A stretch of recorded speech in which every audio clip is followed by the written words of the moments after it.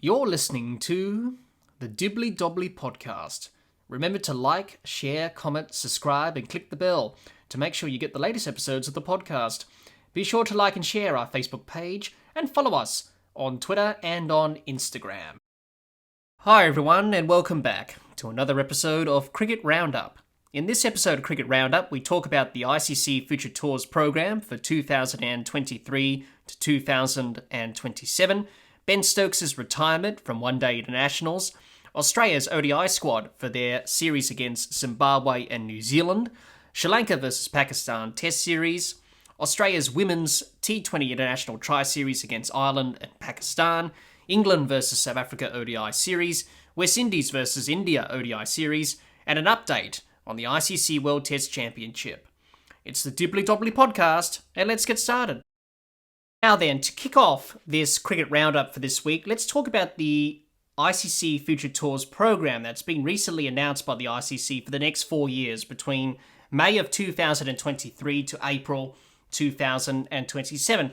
Basically, the Future Tours Programme pretty much outlines international cricket for men's cricket over the next 4 years. And basically, the ICC plan, the fixtures, the series that all countries will play over the next 4 years in the next cycle. There's been a lot of talking points from this announcement. Obviously, it's sort of a draft sort of final, really. It hasn't really been confirmed yet. They're still in the process of just making sure everything's right and ticked off, basically. So it's not the done deal yet. But there's some talking points to talk about the announcement. Let's just go through some of them. Basically, in this next cycle between 2023 to 2027, the big talking point is that the Dibbly-Dobbly Trophy between India and Australia, one of the most high-profile international series in international cricket, will be played as a 5-test series in the next Future Tours Programme cycle between May 2023 to April 2027. It will be the first time since 1992 that India and Australia are playing a series comprising of 5 test matches, which is exciting. Obviously, the BCCI Cricket Australia have struck a deal over the next 4 years to play 5 test matches for the Dibbly-Dobbly Trophy. So that should be an interesting contest over the next 4 years between India and Australia. That's one big talking point from the announcement. Also, some other talking points as well. India will travel to Australia for 5 test matches in December and January of 2024 to 2025, and the return series will take place in India in early 2027. Both series are a part of the next 2 World Test Championship cycles in 2023 to 2025 and 2025 to 2027 respectively. India are also scheduled to play 2 5-test series against England at home in early 2024 and away in 2025. The home series will be a part of the 2023 to 2025 WTC cycle, while the 5 tests in England are a part of the 2025 to 2027 WTC cycle. As per the draft of the Future Tours Programme, India are scheduled to play 38 test matches, 4 fewer than England, 42, and 3 fewer than Australia with 41. Only 2 other countries have more than 30 tests on their calendar, Bangladesh with 34 and New Zealand with 32. According to the norm, the series that comprise the WTC cycles were agreed upon by the participating countries themselves. While the series for both the WTC cycles have been locked in, there is still room for adjustment in the overall number of matches and dates. As a result, the ICC, which plans and which pretty much plays a facilitating role to help countries finalise the Future Tours Programme, has identified several series in the draft that need to be confirmed potentially by the end of the ICC annual conference, which is to be held on July the 25th to the 26th in Birmingham in England. So those are some of the talking points from the Future Tours Programme. Some other key points to mention, apart from the series against Australia and England and India play more than 2 test matches in a bilateral contest only once, a 3-test series at home against New Zealand in October, November 2024. The rest of India's WTC series are limited to 2 tests per series. England and Australia, on the other hand, are scheduled to play several 3-test series over the next 4 years. In their home summer, Australia play 3 test series against Pakistan in December 2023 and South Africa in September-October of 2026, followed by New Zealand between December and January of 2027. Also, Australia play 3 tests in the West Indies in June-July of 2025. England play 6 series comprising 3 tests, 3 at home and 3 away. The home series against West Indies, June-July 2024, New Zealand, June 2026, and Pakistan, August-September of 2026. The away series comprise tours to Pakistan, October 2024, New Zealand, December 2024, and South Africa, December-January to 2027. Also, another talking point of the Future Tours program is the return of the ODI Tri-Series. Now, the presence of the ODI Super League, qualification pathway for the World Cup in the ICC's current Future Tours program, discouraged boards from scheduling other bilateral ODI series and Tri-Series. But with the ODI Super League being removed from May of next year, there is more space to schedule bilateral ODI series, and the Tri-Series is set for a comeback. Pakistan are likely to host New Zealand and South Africa in a Tri-Series in February of 2025, ahead of the Champions Trophy in the same country.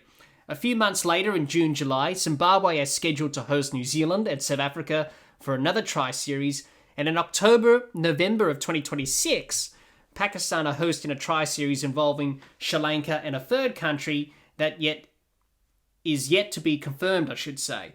So that's quite interesting, the return of the ODI Tri-Series in this next cycle.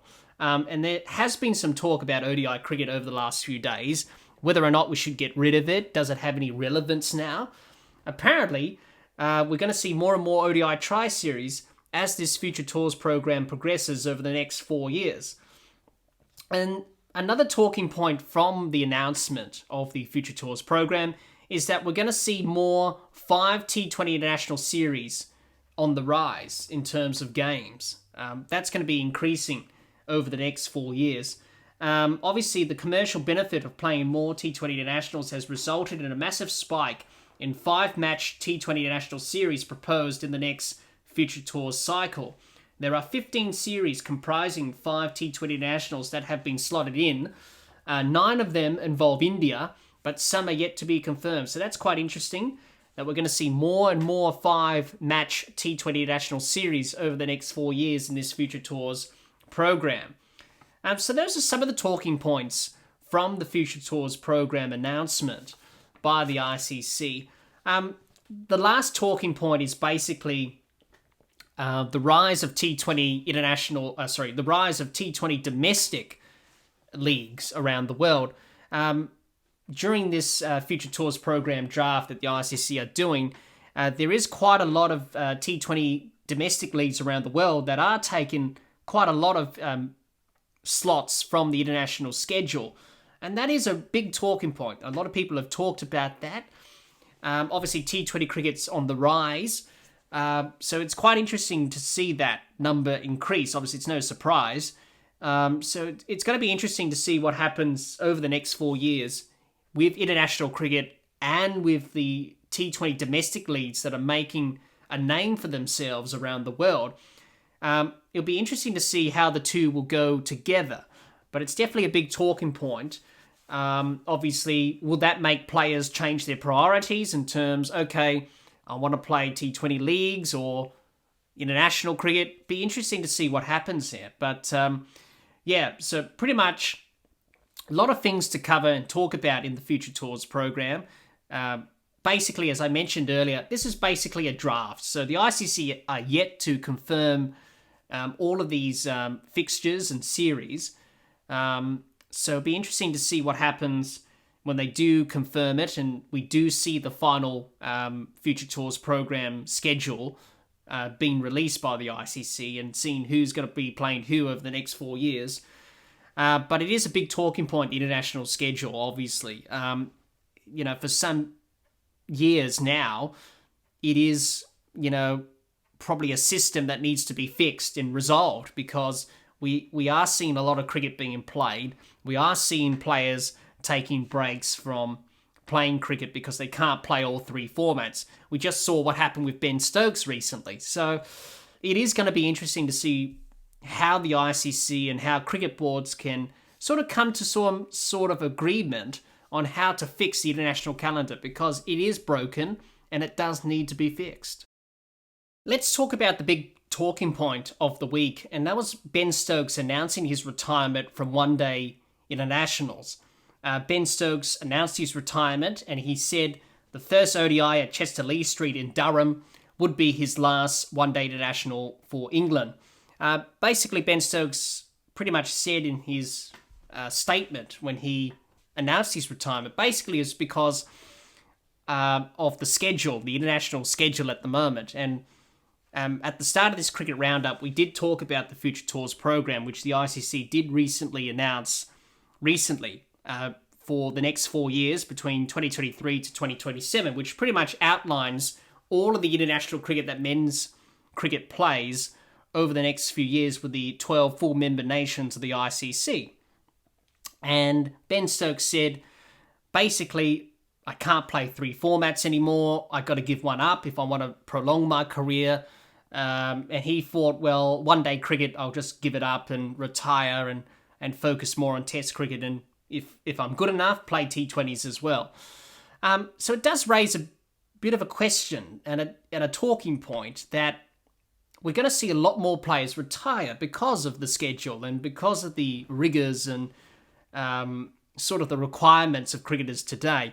I think it was Ben Stokes that said in his statement, or he said something like this. He said, we're not cars. You can't just fill us up with petrol and expect us to run and run for long periods of time. We are going to get empty.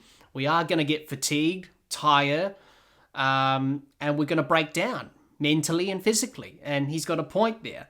And I think other players feel the same sort of opinions and views that Stokes has, but are not really too confident to share those thoughts with everyone. But I think all the players are thinking that it is too much cricket. The international schedule at the moment needs to be restructured. It needs to be re-looked at. And the ICC and the cricket boards need to talk about it, really. We can't just schedule cricket for the sake of it.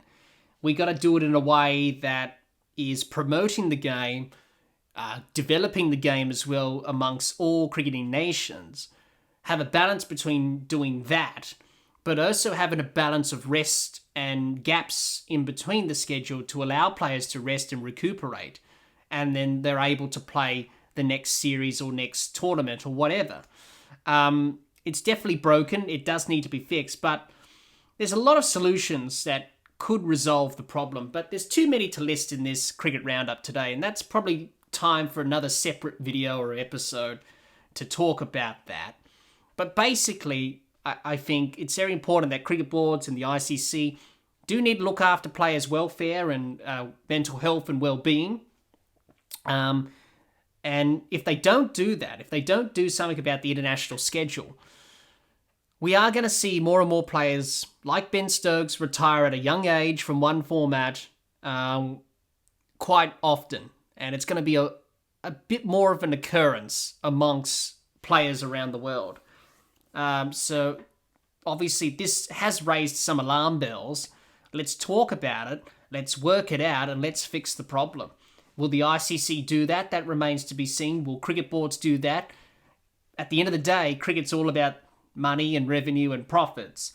But you've got to balance that between players' health and mental health and well-being, because they're not robots. They're not cars, as Ben Stokes says. They can't keep doing it for long periods of time. They need rest, recuperation. So it's definitely something that the ICC need to look at. The current model, the current system at the moment is not sustainable for international cricket going forward. There's got to be a better solution. But let's see what the ICC do, and let's see what cricket boards do. Will they do something about it? That'll be the next question. And they've got to do something about it. Because if they don't, then we're going to see more and more players break down and have problems with their physical health and mental health, and also retire at a very young age. And we don't want to see that. We want to see the best players play as long as they can. But we need a balance between promoting the game, but also offering that rest and recuperation for players as well. So the ICC need to work with cricket boards and players to come up with a new structure for the international calendar. Let's talk about Australia's ODI squad that they have selected for their ODI series against Zimbabwe and New Zealand starting next month in August and into September. Their ODI squad that they've selected is Aaron Finch, Sean Abbott, Ashton Agar, Alex Carey, Cameron Green, Josh Hazlewood, Marnus Labuschagne, Mitchell Marsh, Glenn Maxwell, Steve Smith, Mitchell Starc, Marcus Stoinis, David Warner, and Adam Zampa. A very strong squad for Australia for these ODI series against Zimbabwe and New Zealand. Some of the key points to mention about the squad that Australia selected. Pat Cummins has been rested from both of the ODI series against Zimbabwe and New Zealand. Obviously being managed because it's a big summer of cricket ahead in Australia. Obviously T20 World Cup and many other international series as well. And obviously for Australia overseas as well next year with a big test series against India obviously on the horizon. Australia have decided to rest him for that and manage his workloads there, which is understandable in this day and age. Travis Head is absent from the ODI squad due to family reasons. He's expecting his first child very soon. We wish him all the best for that. Adam Zampa returns to the ODI squad after missing out of the tour of Sri Lanka due to family reasons. Yet again, the birth of his first child. That's why he didn't go over to Sri Lanka recently, but he's back into the ODI squad for Australia. Ashton Agar is back as well. Obviously, Ashton Agar has recovered from that side strain injury that cut short his tour of Sri Lanka when he was a part of the ODI and T20 squad. So he's recovered from that. He's back into the squad. Mitchell Swepson, Matthew Kuhneman, Josh Inglis, Jai Richardson have been left out of this ODI squad for Zimbabwe and New Zealand. All of those players were a part of the ODI and T20 squad in Sri Lanka, but they've been left out of the series against Zimbabwe and New Zealand. Obviously, the other one is Kane Richardson, who injured his hamstring in Melbourne on the eve of the Pakistan tour in late March. He's now fully fit, but he hasn't been included in the squad for this series against Zimbabwe and New Zealand, but is expected to feature in the T20 series that follow these ODIs against England and the West Indies. So that's another player who wasn't mentioned for selection, but he could be coming back for the T20s, Kane Richardson there. So just a recap of the ODI series against Zimbabwe and New Zealand. Australia will play 3 ODIs against Zimbabwe in Townsville, which is in Queensland, starting on August the 28th. And then they will play New Zealand in 3 ODIs starting on September the 6th in Cairns, which is also in Queensland, for those who don't know where Townsville and Cairns are. Obviously, they're in Queensland. Obviously, this will be Australia's first one-day international matches on home soil since early December 2020. And these series form part of the ODI Super League that determines qualification for next year's 50-over World Cup in India. Australia currently sit 8th on the ICC Super League standings with 70 points from 12 matches. That could go out to 100 points if the ICC approves the agreement between Cricket Australia and Cricket South Africa to award points to Australia due to South Africa pulling out of that ODI series, which was meant to be played in Australia in January of next year. Australia will also play 3 ODIs against England in November, but however, these ODIs will not count towards the ODI Super League, obviously, so that series won't count towards that. But whereas the Zimbabwe and New Zealand series, they will count to the ODI Super League. So it is a big couple of series for Australia to get points and obviously book a place in next year's 50-over World Cup in India. You're wondering why they're playing in Townsville and Cairns, obviously. Obviously, these 2 venues are in Queensland, of course, and seeing that these series will be played in August, September, and these series have been postponed, obviously. Zimbabwe were meant to play in Australia in 2020. Same with New Zealand with that ODI series as well in the same year. But due to the last couple of years, they've been pushed back, postponed, obviously, like many series around the world. So they've decided to play these series up in Queensland. And that's mainly due to the other cricket grounds around Australia are mainly used for AFL, which is Australian rules football. So they can't play these ODIs at the major grounds. So that's why they're playing up in the top end in Queensland. Obviously, it will be the first time Australia have played an international match in Townsville, and the first time they have played in Cairns since 2004. Now, obviously, Townsville hasn't hosted an international match until this series against Zimbabwe, but the Cairns venue, which is Kalele Stadium, that's hosted some international matches before. It's hosted a couple of test matches, Australia versus Bangladesh in 2003, Australia versus Sri Lanka in 2004, and it has hosted one previous ODI series, and that was against Australia versus Bangladesh in 2003. So it's good to see cricket going to those areas in Queensland, and obviously for people living in those areas, in those towns and cities, they'll be able to watch Australia take on Zimbabwe and New Zealand. So final thoughts on the squad. It's a pretty good squad. You think Australia will win against Zimbabwe quite comfortably.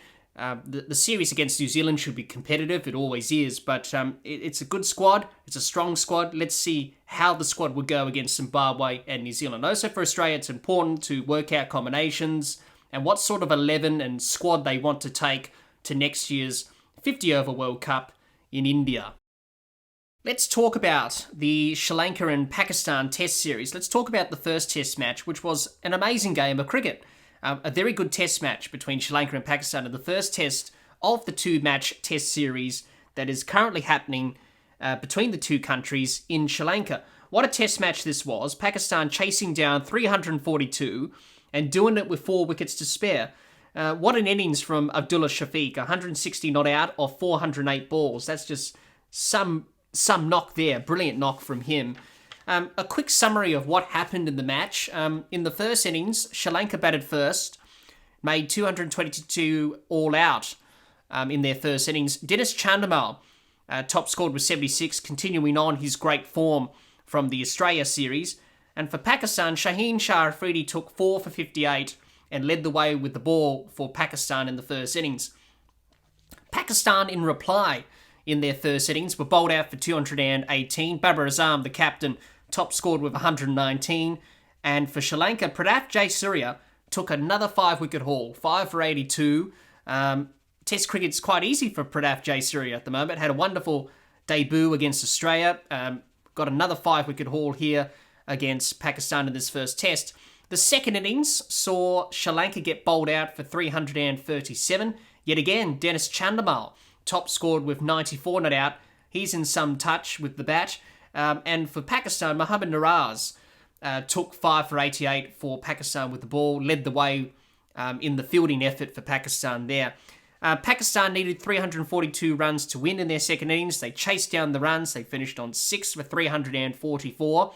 Abdullah Shafiq top scored with 160 not out. And Pradeep Jayasuriya was amongst the wickets again for Sri Lanka. He took 4 for 135 for Sri Lanka with the ball. So what a test match it was. Went down to the wire. And what a game of test cricket. Brilliant to see Sri Lanka and Pakistan playing some good test cricket. The second and final test match is back at Galle again. And they'll be on the 24th of July to wrap up the series. So let's hope the second test match can follow what happened in the first test match. It's an interesting series. It's going to be interesting to see who wins that second and final test back here at Galle on the 24th of July. Let's talk about the Australian women's team, and they're currently playing a T20 International Tri-Series against Ireland and Pakistan in Ireland as we speak. The Australian women's team's over there playing against Ireland and Pakistan in this T20 International Tri-Series as they prepare for the Commonwealth Games in Birmingham, which start on July the 28th, because women's cricket is featuring in the Commonwealth Games this year, and it's the first time that cricket's been in the Commonwealth Games since 1998 when the men's cricket was in the Commonwealth Games. So it's great to see women's cricket back in the Commonwealth Games in 2022. But a quick summary and a recap of what's happened thus far in this tri-series. All the matches have been played in Ireland, in Bredy. The first match saw Pakistan and Australia kick off the tri-series. It was a no result in the end due to rain in Ireland. The second match saw Ireland versus Australia. Australia won by 9 wickets. The player of the match was Alana King. She took 3 for 9. An impressive spell of bowling from Alana King. Ireland were 8 for 99 in their 20 overs. Australia chased down the runs with ease, finishing on 1 for 103. The third match of the tri-series saw Ireland versus Pakistan. Pakistan won by 13 runs on the Duckworth-Lewis method. Player of the match was Naida Dar from Pakistan. Pakistan batted first, made 5 for 92 from 14 overs. The match was shortened due to rain. Ireland, in reply, finished on 6 for 83 from 14 overs and couldn't get over the line in that match. The fourth match of the series saw Ireland versus Australia. Australia won by 63 runs, and the player of the match was Talia McGrath. She scored 70 off 45 balls. She's in terrific touch, in terrific form. Australia batted first, made 4 for 182 from their 20 overs. Ireland couldn't get over the line, couldn't chase down the runs. They finished on 7 for 119 from their 20 overs. Now, there's 2 matches remaining in the tri-series. The fifth match is against Australia versus Pakistan. That'll be on the 23rd of July. And the 6th and final match of the T20 International Tri-Series will be against Ireland and Pakistan, and that will be on the 24th of July. So the Australian women's team going along nicely in this T20 International Tri-Series against Ireland and Pakistan as they prepare for the Commonwealth Games in Birmingham and hopefully looking to win the gold medal in this year's Commonwealth Games in 2022. Let's talk about England and South Africa and the ODI series that these two countries are playing at the moment. It's been an interesting ODI series. We're currently just completed 2 of the 3 matches in this ODI series, and it's been some very interesting cricket. Let's summarise and talk about what's happened thus far in the series. The first ODI was played at Chester-Lee Street in Durham. South Africa won by 62 runs. Man of the match was Rassie van der Dussen. He top scored for South Africa with 134 off 117 balls. South Africa batted first, made 5 for 333 from their 50 overs. England were bowled out for 271 from 46.5 overs. Ben Stokes, who announced his retirement from one-day internationals and announcing that this first game of the series at Chester-Lee Street in Durham would be his last game. Unfortunately for Ben Stokes, it wasn't the fairy tale ending that he wanted. He got out for 5 LBW to Aidan Markram. The second ODI saw both teams go up to Manchester at Old Trafford. England won by 118 runs and bounced back to level the series on 1-1. Man of the match was Sam Curran. He scored 35 off 18 balls and took 1 for 5 for England. The match was reduced due to rain, and obviously the overs were reduced to 29 overs per side. England were bowled out for 201 after winning the toss and batting first in 28.1 overs. And South Africa were bowled out for 83. Yes, 83. It's not a typo. 83 they were bowled out for in 20.4 overs, South Africa. So not a good batting performance there from South Africa, and a good win from England. They have been struggling of late in one-day cricket and also in T20 cricket since Owen Morgan retired and Josh Buttler has taken over as captain and Matthew Mott as coach as well. So it was a good win by the England team to bounce back after losing the first game to South Africa in this ODI series. Now, with the series locked at 1-1, both teams head to Headingley on the 24th of July to play the third and final ODI of this series. It should be an interesting finish to this ODI series. Obviously, England and South Africa have played some good cricket and some not so good cricket at times in this ODI series, but it'll be very interesting to see who can win this last game of the series. But it should be an interesting finish to this ODI series. Can England bounce back and win the series? Obviously, they do need to win a series. We saw what happened against India in that ODI series and that T20 International Series. Ever since Owen Morgan retired, and now with Ben Stokes retiring, obviously with Buttler as the new captain and Matthew Mott, obviously, who coached the Australian women's team, and now the coach of the ODI and T20 side for England. The England team has struggled, so they do need to win this series against South Africa to boost their confidence and morale, especially heading into a World Cup year next year. For South Africa, obviously we all know what's happened with the situation with South Africa pulling out of the ODI series against Australia due to the new T20 league that's starting in South Africa in January when the series was meant to take place. So there's pressure on them to win this last game. Obviously for South Africa, it's going to be a tough battle for them to qualify directly for the World Cup. We all know those reasons. Those reasons have been made very clear. Why they have struggled and not facing automatic qualification for that World Cup in the ODI Super League. So it's very important for South Africa to try and get something out of this series, get some points, obviously. But as I said, it's going to be an uphill battle for them to qualify anyway. So it'll be an interesting last game of this series. Who's going to win? Whoever can execute with bat and ball over the 50 overs with the bat and with the ball should go on to win this match. But it should be an interesting match. Let's wait and see who wins this ODI series against England and South Africa. Let's talk about the West Indies and India and their ODI series, which has just gotten underway recently. Let's talk about the first ODI, which was played at the Port of Spain. India won by 3 runs. Man of the match was Shikhar Dhawan, who top scored with 97 off 99 balls for India. India batted first and made 7 for 308 from their 50 overs. The West Indies, in reply, finished on 6 for 305 from their 50 overs. Mohammad Siraj bowled the final over of the match and held his nerve. He did very well to get the job done for India and get them the win. What a game of cricket. The West Indies fought until the end. Obviously, India, not with their strong squad. Obviously, there's a lot of the main stars like Rohit Sharma, Virat Kohli missing from this India ODI squad, but they're given other opportunities to other players as well to see what sort of squad or combinations they want heading into that home World Cup next year in India in 2023.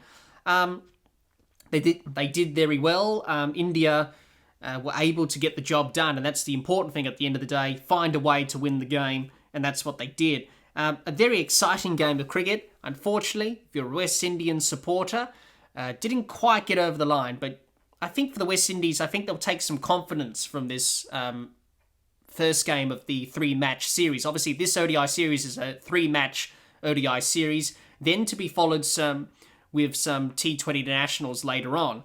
But I think for the West Indies, I think they can compete against this Indian team. They can put up a good performance and a good fight, and hopefully win a game in this series if they can, or probably win the series. Even though they lost, but they can take a lot of confidence out of this match. For India, they were able to win, find a way, and fought until the end. So yeah, both sides will be taking a lot of positives from this first match. It should be an interesting series as we progress throughout the series. The second ODI will be played at the Port of Spain. That'll be on the 24th of July, and the third and final ODI will be back here at the Port of Spain on the 27th of July. So it should be an interesting ODI series between the West Indies and India. Can the West Indies bounce back and level the series at 1-1, or can India wrap up the series in the second match to take a 2-0 series lead? We should see what happens. It's going to be an interesting series. Let's see what happens. It should be a good finish to this ODI series between the West Indies and India. Now, to finish off this cricket roundup for this week, let's talk about the World Test Championship and update everyone on what's happening at the moment. Now, there's one series that's currently being played at the moment for the World Test Championship, and that's Sri Lanka versus Pakistan. And we talked about that a little bit early on in this cricket roundup. Quite an interesting last test match here. It's a very important last test match. Pakistan have an opportunity to win the series. Sri Lanka have an opportunity to bounce back and level the series. Now, some of the scenarios here. Let's go through some of the scenarios. If Sri Lanka win and draw the series at 1-1, Sri Lanka go up to 3rd place on the table. Pakistan will go to 5th place on the points table. If Pakistan win the series at 2-0, Pakistan will go into 3rd place. Sri Lanka will go into 6th place. if the final test is drawn and the series finishes at 1-0, so a series win for Pakistan, Pakistan will go to 3rd place and Sri Lanka to 6th place. So it's quite interesting, all to play for in this second and final test match between Sri Lanka and Pakistan. Can Pakistan hold their nerve and win the series 2-0, or get out of the last test match with a draw if the situation dictates that? Or can Sri Lanka show their fight and bounce back ability as we saw against Australia when they came back and won that second test match to level the series at 1-1? Can they do the same against Pakistan? It was quite an interesting first test match. Let's hope the second test match of this series is going to be bigger and better as it was in the first test. And let's hope we have a good game of test match cricket. But all to play for Sri Lanka and Pakistan. There's a lot of things that they need to do right in order to win the last test match. But also there's a lot at stake. Obviously, trying to get vital points for the World Test Championship. Can Pakistan and Sri Lanka get some points? You never know. They could make a charge to the top 2 and play in the final. There's a lot to play for. There's still plenty of cricket to go in this World Test Championship cycle. A lot of teams have a lot of test matches to play. There's still a lot of things to be worked out to decide who goes through to that final next year at Lord's for the World Test Championship. But for Sri Lanka and Pakistan, all to play for in this second and final test of the series. Vital WTC points are up for grabs. That's our recap of all the cricketing news that's happened in the cricketing world. Let us know in the comments down below. We would love to hear what you have to say on the ICC Future Tours Programme for 2023 to 2027, Ben Stokes' retirement from one-day internationals, Australia's ODI squad for their series against Zimbabwe and New Zealand, Sri Lanka versus Pakistan Test Series, Australia's women's T20 International Tri-Series against Ireland and Pakistan, England versus South Africa ODI Series, West Indies versus India ODI Series, and on the ICC World Test Championship. We would love to hear what you have to say in the comments. Be sure to subscribe and click the bell to get the latest episodes of the podcast, and like and share our Facebook page and follow us on Twitter and on Instagram. The podcast is now available on Anchor, Spotify, and on Apple Podcasts. Until next time, keep safe and bye for now.